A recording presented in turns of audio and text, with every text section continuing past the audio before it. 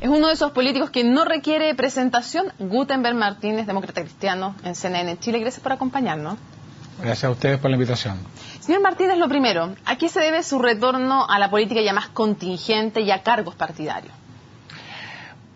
Yo no voy a intentar que no sea tan contingente, es decir, el estar en el Consejo Nacional es una sesión al mes, más o menos, y eso me permite seguir dedicado a los temas académicos que a mí más me interesan, y mi aporte va a ser más a los temas doctrinarios, programáticos y de líneas políticas más de largo plazo.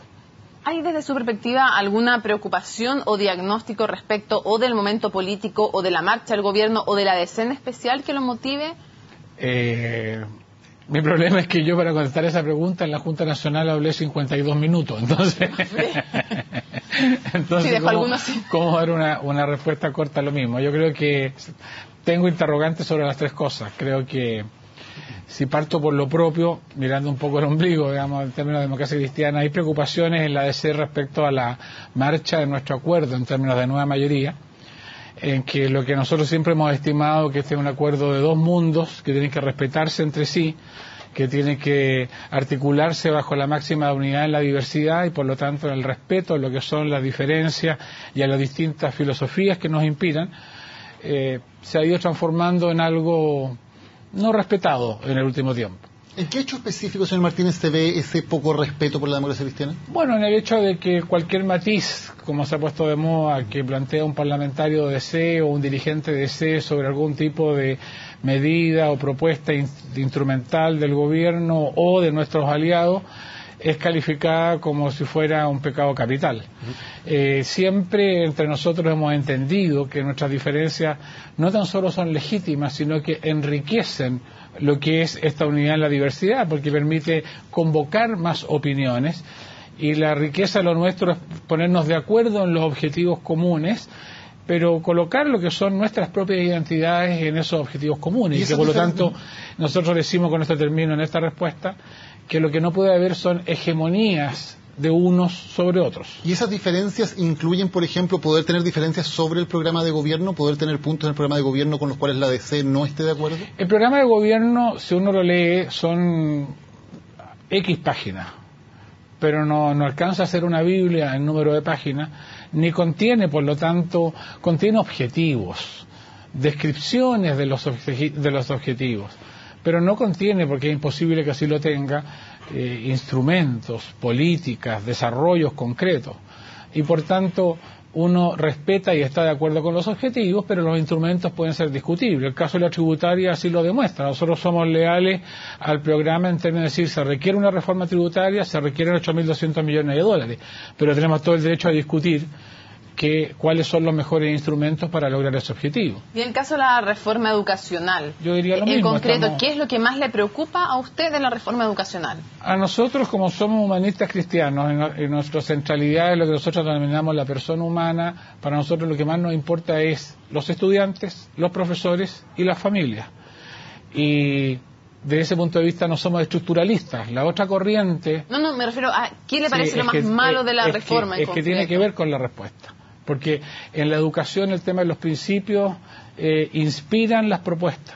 Si yo tengo una visión estructuralista de la educación y centro en el tema de las estructuras, es una visión. Nosotros nos centramos en las personas y eso es otra visión. Entonces a mí lo que me preocupa es que la reforma se centre en los estudiantes, en los profesores y en las familias, más que en las estructuras. ¿Y el ministro Aguirre eso genera un matiz? ¿Se está centrando en las estructuras? Yo creo que el proyecto, como fue de público conocimiento en su elaboración, no participó ni el PC, ni el PS, ni la ADC, a lo menos. Y por lo tanto, tiene la falta de un componente participativo de parte de la nueva mayoría en la elaboración del proyecto. Y eso hace que algunos matices no están presentes en el mismo. ¿Y este proyecto, tal como está, no se preocupa por los apoderados, por los alumnos y por las familias? Lo que pasa es que es una parte de lo que debe ser una gran reforma. Yo creo que aquí lo que se requiere primeramente es una visión sistémica de lo que se busca. Y dentro de esa visión sistémica priorizar. Si uno dice, quiero darle prioridad, en lo cual todos los teóricos están de acuerdo, en preescolar, después en básica, media y profesional, después en universitaria, y esto cruzado por la prioridad estudiantes, profesores y familia, tengo que juntarme con Hacienda y decir cuánto dinero de estos 8.200 millones de dólares y en el tiempo voy a contar. Tengo que volver a repriorizar de acuerdo a los recursos y decir, por tanto, esto es lo que puedo hacer en preescolar en tal lapso de tiempo, en escolar, en universitario. Concreto, ¿usted diría que se han destinado demasiados recursos a la educación universitaria? No, porque todavía no estamos discutiendo eso. Lo que yo estoy diciendo es que falta esta visión del panorama para los efectos de poder priorizar bien. Entonces, hemos partido por un pedazo, por un pedacito, cuando aquí tenemos que tener una visión global. Lo comparo. La agenda energética del ministro Pacheco entrega una visión global, genera prioridades y de acuerdo a esas prioridades construye una agenda en el tiempo de lo que se busca. Yo creo que si a nivel educacional hacemos lo mismo, va a ser mucho más fácil tener una propuesta que la gente la entienda, que comunicacionalmente se entienda, que además elimine las incertidumbres y cada uno sepa qué atenerse en el tiempo, porque si no se produce una confusión, qué es lo que es primero, qué es lo que es tercero y qué es lo que es quinto, y va a ser más fácil entendernos todos. Señor Martínez, me llama la atención algo que dijo antes. Dijo, esto es una reforma que no consideró al PC, PS y a la DC. ¿Usted diría que esta es una reforma que le hizo el PP de sola? No, yo lo que digo es que a mí no me gusta hablar en positivo desde ese punto de vista. Lo concreto es que en la reforma no hubo expertos del PS, del PC y de la DC. De esta propuesta, de la parte de la reforma, no hubo presencia de expertos educacionales de estos tres pensamientos.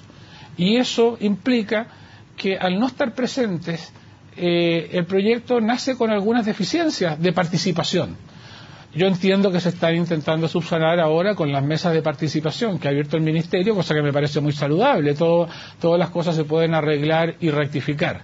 Pero si ustedes me hacen la pregunta que me hicieron, la contesto en los términos que la contesté. Señor Martínez, hay tres pilares fundamentales que se ha dicho desde el gobierno que son lo más importante de esta reforma. El fin al lucro, el fin al copago y el fin a la selección.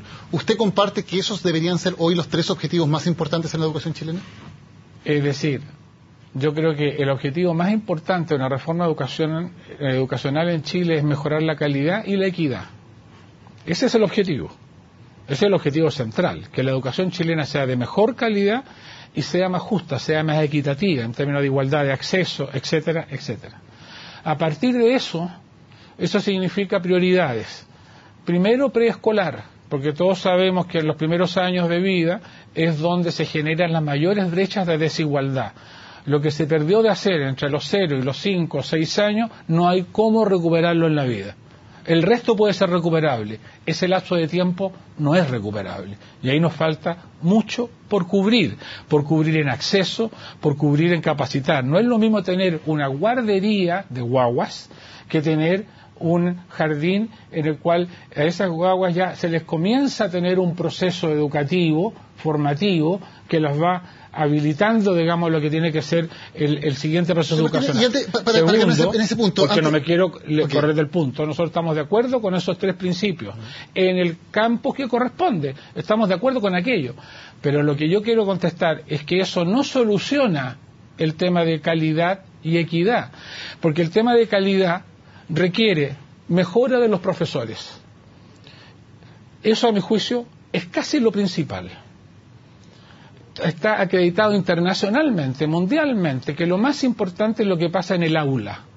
Y por lo tanto lo más importante es tener profesores bien rentados, bien dignificados, que no pasen toda su vida solo haciendo clases, tiempo para hacer clases, para prepararse, etcétera, etcétera, etcétera. Pero usted dice calidad y equidad, pero la equidad... Lucro, no discriminación, Perfecto. No copago, de acuerdo. Pero el objetivo central, mayor, es obtener calidad en todo el sistema educacional y el objetivo mayor es que haya equidad. Ok, el gobierno dice que la equidad se logra mediante el fin del copago, que es una fuente de inequidad, y mediante el fin de la selección, que es otra fuente de inequidad. ¿Usted no comparte eso? Eso en una parte del sistema, porque en el preescolar no hay sistema. ¿En el preescolar no se está cubriendo a toda la población que se debiera cubrir? Ahí no hay ni copago, ni selección, ahí hay pocos sistema educacional que cubra lo que se debe cubrir prioritariamente. A mí me interesaría saber, en una visión genérica, decir, del 100% de los recursos que destino a educación, supongamos de los 8.200 millones de dólares, 5.000, ¿cuánto le destino a preescolar para saber la prioridad que eso significa, si es prioridad? Señor Martínez, ¿Cuánto le dedico a la técnico profesional? ¿Cuánto le dedico a la universitaria? ¿Cuánto le dedico a los profesores? Ahí voy arreglando el sistema. ¿Y cuánto le dedico para lograr también los objetivos de fin al lucro, de fin a la discriminación y por ende, digamos, fin al copago? Vuela el tiempo, así que antes de ir terminando, ¿usted le ve futuro a la nueva mayoría o no? La nueva mayoría es un acuerdo político programático para apoyar el gobierno de la presidenta Michelle Bachelet. La democracia cristiana tomó ese compromiso de apoyar al gobierno de la presidenta Bachelet y lo vamos a apoyar de principio a fin. Somos un partido honorable y cumplimos nuestros compromisos. Pero es eso, no es más que eso.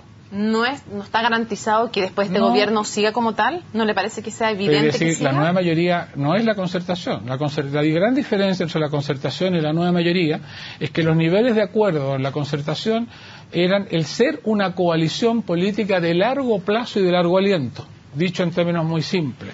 Cuando nosotros hacíamos una campaña presidencial conjunta, sabíamos que la próxima también era conjunta, como parte de un programa. No, ahora no. Ahora lo que tenemos es un acuerdo para respaldar este gobierno y veremos qué pasa, veremos si, y por eso viene nuestro planteamiento como partimos del programa.